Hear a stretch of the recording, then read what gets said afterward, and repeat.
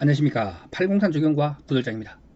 구들 놓는 방법에 대하여 대충은 알아도 제대로 모르시는 분들이 있는 것 같아 가지고 오늘은 전체적인 이야기를 해보도록 하겠습니다. 오늘은 그 첫 번째 시간으로 내 손으로 구들 놓기, 구들장 내 손으로 놓기에 대하여 총론을 이야기하는 시간입니다. 다음 시간에는 강론으로 디테일하게 각각의 부분별로 상세히 설명드리는 시간을 갖도록 하겠습니다. 첫 번째는 구들방은 건물의 구조와 맞아야 한다입니다. 바람이 전혀 통하지 않는 패시브 하우스, 콱콱 막히는 이런 패시브 하우스의 경우는 까치구멍이나 바람창을 두어 가지고 건물의 안팎으로 자연스럽게 바람이 쉥쉥 들어갔다 나갔다 하면 되지만 자연스럽게 교류할 수 있도록 이렇게 만들어줘야 됩니다. 공기의 유동이 전혀 없는 곳에서는 건강에 나쁜 영향을 끼칠 수가 있다는 것입니다. 우풍이 너무 심하면 온도가 지나치게 떨어지고 그래서 이제 감기에 걸릴 수도 있고 건강을 상할 수도 있고, 그렇다고 해가지고 너무 콱 막아가지고 밀폐된 공간이라면 산소 부족이나 또는 가스 중독으로 몸에 이로울 게 없다는 것입니다. 구들방은 적당히 공기의 유동이 이루어지도록 설계가 되어야 사람 건강에 좋다는 겁니다. 왜냐하면 살아 숨쉬는 구조로 만들어진, 흙이 살아 숨쉬잖아요. 그 구들방에서는 맑은 공기의 유동뿐만 아니라 방바닥 밑을 지나가는, 방바닥이 있으면 그 고래 밑을 지나가는 연기 속에 포함된 유해가스가 방바닥의 흙 알갱이 사이로 자연스럽게 아주 미량이나마 배어들 수밖에 없는 구조이기 때문입니다. 이 유해가스가 막 확 들어오면 사람이 그냥 가버리지만 그게 아니고 아주 약간씩 비어가 나오게 되면 잠을 자고 나면은 아침에 깨어나지는 못한 경우가 많아요. 이런 거를 제가 이야기하는 겁니다. 그 두 번째는 습관리입니다. 습관리는 열 효율과 깊은 관계가 있고 건물의 구조 내력과 또한 관계가 있습니다. 진흙이 말라서 딱딱해지게 되면 구들방에서 필요한 최소한의 구조 내력을 갖지만 그것이 다시 물에 젖어 가지고 진흙으로 돌아간다면 그 구조 강도 또한 제로가 돼 가지고 아주 약한 힘에도 슥슥 밀려버리게 돼요. 그러려면 어떻게 되겠어요? 구들방이나 건축물은 무너지게 된다는 것이죠. 자, 그리고 습은 열 효율에 엄청난 그 연관이 있습니다. 참나무와 소나무는 습도가 제로일 때 1kg당 발열량이 4,700에서 5,000칼로리 초반대입니다.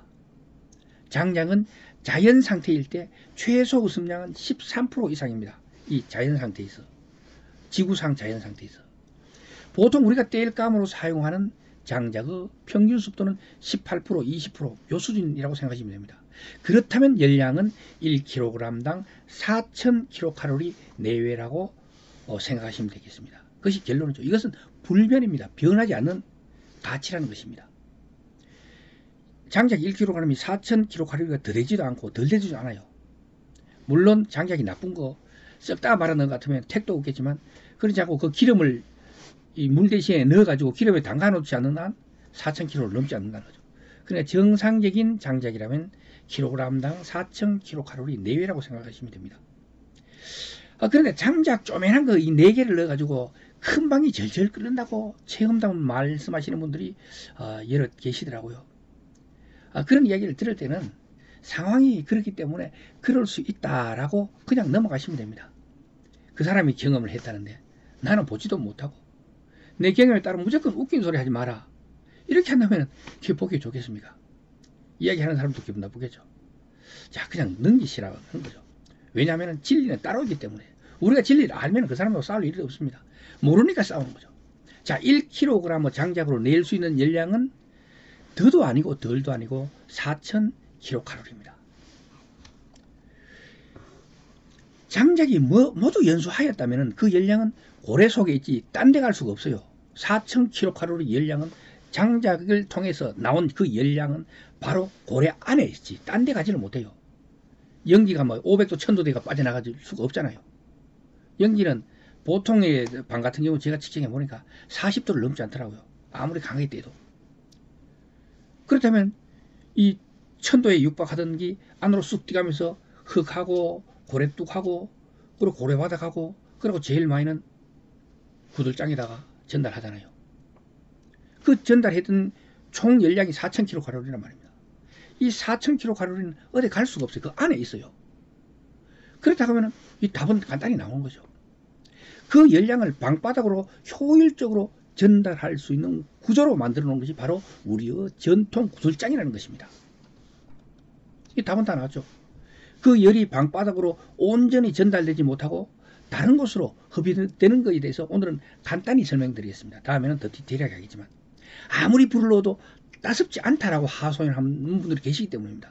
그것은 불길이 막혀서 구들장으로 골고루 전달되지 못하고 뭉쳐서 따로 사라지거나, 또는 틈이 생겨가지고 그 틈으로 사라지거나, 또는 습 때문입니다. 습은 열량을 뺏어간 다음에 그대로 지하수로 사라지는 수가 있거든요.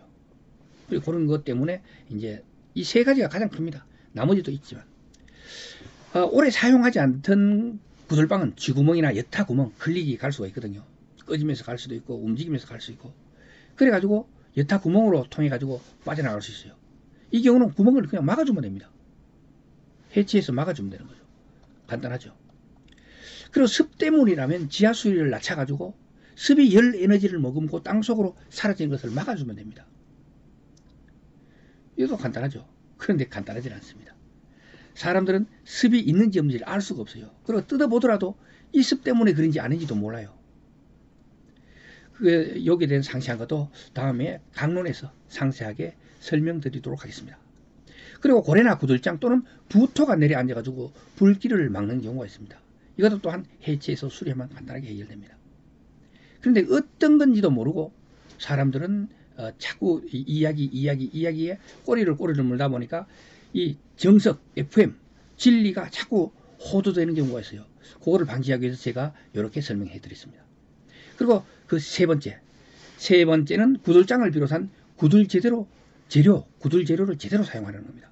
구들장, 황토, 모래, 생석회, 벽돌, 부토 등을 구들 장인이 검수해 가지고 자기 구들방에 적합하게 될 것이라고 한다면은, 그러니까 구들방에 적합하지 못한 것이라면 검수에 탈락시켜야 되죠. 안 된다고. 되는 걸 갖고 와야 되겠죠. 그런데 이것도 이제 우회하면 안 되겠나 싶어 가지고 가져가 갖다 쓰는 분들이 있는데, 요건 좀 될 수 있으면 거기에 기능에 전혀 문제가 없는, 조금이라도 문제가 있을 수 있는 재료라면 사용하지 않아야 되겠죠. 이 구들 재료에 대해서도 시간 날 때마다 그때그때 저 경험과 노하우를 알려드리도록 하겠습니다. 오늘의 이야기는 여기까지 하고, 다음 시간에는 아궁이, 불목, 고래뚝, 시건담, 개자리, 연도, 꿀뚝 등을 만드는 방법과 요령에 대하여 정리하는 시간을 갖도록 하겠습니다. 오늘은 내 손으로 구들 놓는 방법, 구들놓기 총론에 대한 이야기는 여기까지 하도록 하겠습니다. 지금까지 803 조경과 구들장이었습니다. 끝까지 시청해 주셔서 대단히 감사합니다.